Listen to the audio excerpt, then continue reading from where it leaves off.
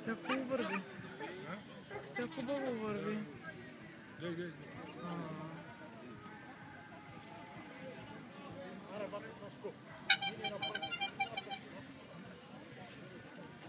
Нищо, как да.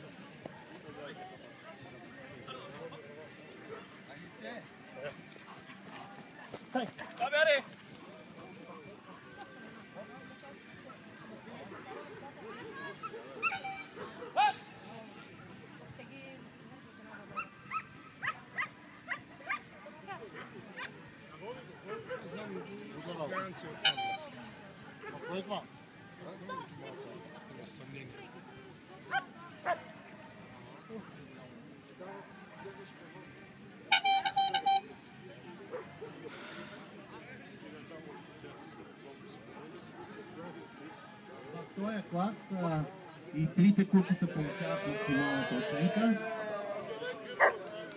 Първото е едно абсолютно типично мъжко куче с много здрава, много силна глава, с тъмна маска, светлеещи очи. С много добра козина, с много добър пигмент. Много добра горна и долна линия.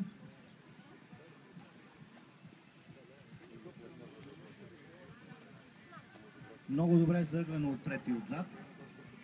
С добри крачки. Зигер за днес. Купа и шампанско. Пари.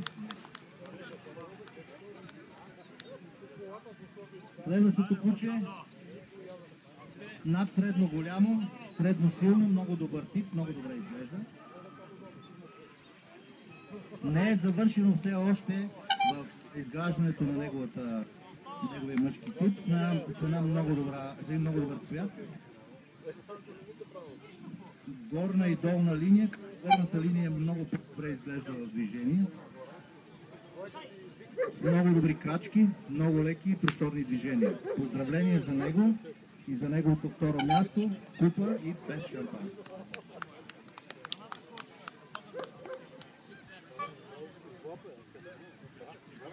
Разбрахте всички, това беше на италиански.